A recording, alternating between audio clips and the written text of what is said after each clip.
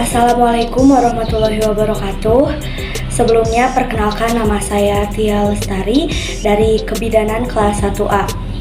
Di video kali ini saya akan menjelaskan materi mengenai adaptasi fisiologi dan psikologi pada persalinan dan BBL atau bayi baru lahir. A. Adaptasi fisiologi pada ibu bersalin kala 1-4. Kala 1. Kala 1 disebut juga sebagai kala pembukaan 1-10, berlangsung selama 18-24 jam. Pada kala ini dibagi menjadi dua fase, yaitu fase laten dan fase aktif.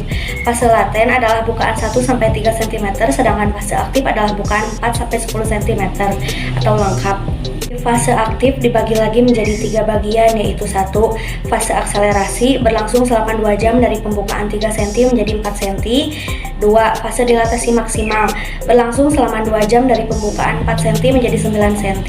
Yang ketiga ada fase deselerasi, juga berlangsung selama 2 jam dari pembukaan 9 cm menjadi bukaan 10 cm atau lengkap.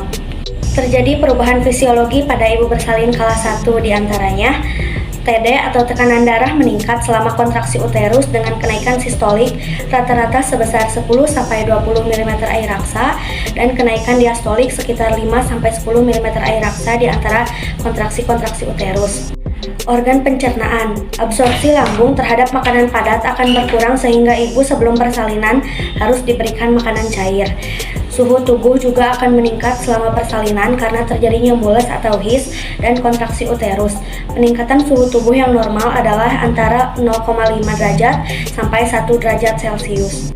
Perubahan pada sistem kardiovaskuler selama kehamilan ditandai dengan adanya peningkatan volume darah, curah jantung, denyut jantung, dan penurunan resistensi vaskuler. Hemoglobin juga meningkat sampai 1,2 gram per 100 ml selama persalinan. Perubahan uterus bisa dilihat di layar masing-masing gambar mengenai perubahan uterus.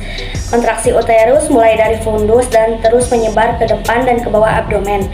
Kontraksi berakhir dengan massa yang terpanjang dan sangat kuat pada fundus. Selagi uterus berkontraksi dan relaksasi, memungkinkan kepala janin masuk ke rongga pelviks. Selanjutnya ada perubahan serviks.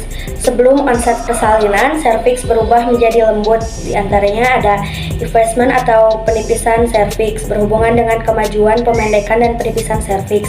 Yang kedua ada dilatasi berhubungan dengan pembukaan progresif dari serviks. Yang ketiga ada blood show atau pengeluaran lendir dan darah. Pada umumnya ibu akan mengeluarkan darah sedikit atau sedang dari serviks. Yang kedua ada kala 2. Kala 2 disebut juga kala pengeluaran bayi yang dimulai ketika dilatasi serviks lengkap 10 cm dan berakhir dengan kelahiran janin. Kontraksi uterus ditandai oleh rasa sakit dari fundus merata ke semua uterus sampai berlanjut ke punggung bawah. Terjadi perubahan bentuk pada bagian uterus. Bentuk uterus menjadi oval yang disebabkan adanya pergerakan tubuh janin yang semula membungkuk menjadi tegap sehingga uterus bertambah panjang 5-3. Ada kala 3. Kala 3 disebut juga sebagai kala pengeluaran plasenta berlangsung selama 30 menit, yaitu fase yang dimulai setelah bayi lahir sampai keluarnya plasenta.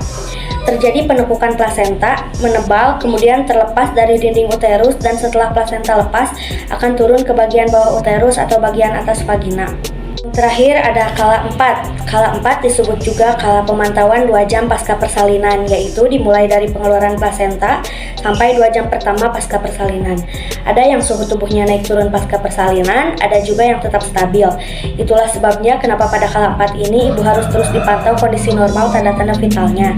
Di kala 4 juga akan keluar ASI disebabkan karena menurunnya hormon estrogen dan progesteron serta hormon prolaktin. B. Adaptasi psikologi pada ibu bersalin kala 1-4.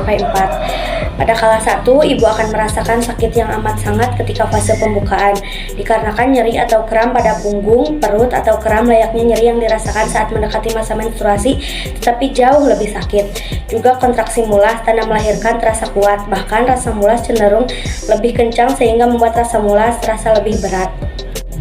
Lalu di kala 2, ibu akan cepat marah dan emosional karena rasanya melahirkan atau mengeluarkan bayi dari dalam rahim itu sakitnya tidak bisa dijelaskan dengan kata-kata. Yang ketiga ada kala 3. Ada ibu yang merasa bahagia dan menerima keadaan dirinya pasca melahirkan dan juga bayinya. Ada juga yang mengalami baby blues syndrome, atau baby blues adalah suatu gangguan suasana hati atau gangguan psikologis yang dapat dialami oleh ibu pasca melahirkan. Kemudian yang terakhir ada kala 4. Kondisi psikis ibu akan naik turun di kala ini sehingga harus tetap dilakukan pemantauan oleh bidan. C. Transisi pernapasan BBL atau bayi baru lahir. Di dalam kandungan ibu hamil mengandung beberapa komponen yaitu bayi, selaput plasenta, dan air ketuban. Cara bernapas bayi di dalam kandungan adalah bayi menghirup sedikit air ketuban melalui mulutnya menyerupai gerakan menelan untuk membantu perkembangan paru-paru. Kemudian dikeluarkan lagi menjadi feses dan bercampur lagi di dalam air ketuban, lalu ditelan lagi, keluar lagi menjadi feses. Terjadi seperti itu secara. D. Asuhan kebidanan di ruang bersalin. Pada setiap persalinan harus diperhatikan faktor-faktor yang mempengaruhinya. Faktor-faktor yang mempengaruhinya atau yang menentukan diagnosis persalinan adalah passage atau panggul ibu, power atau kekuatan termasuk kekuatan dari kontraksi uterus dan kekuatan mengejan ibu, passenger atau buah kehamilan, psikologis ibu yang akan melahirkan, dan penolong, bidan, dokter obgyn, dokter bedah, dan sebagainya. Materi terakhir yang evaluasi kondisi BBL atau bayi baru lahir. Skor APGAR adalah suatu sistem scoring yang dipakai untuk memeriksa keadaan bayi yang baru lahir dan menilai responsnya terhadap resusitasi. Penilaian skor APGAR dilakukan dengan memeriksa warna kulit, denyut jantung, refleks terhadap stimulus taktil, tonus otot, dan pernapasan. Terima kasih banyak atas perhatiannya. Tugas ini dikerjakan untuk memenuhi salah satu mata kuliah asuhan kebidanan, persalinan, dan BBL atau bayi baru lahir yang diampu oleh Ibu Sri Susilawati.